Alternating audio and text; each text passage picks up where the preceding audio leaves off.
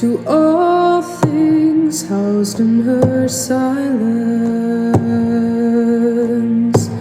Nature offers a violence,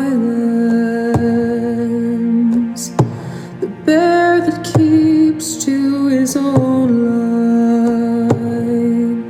the wolf that seeks always his own kind,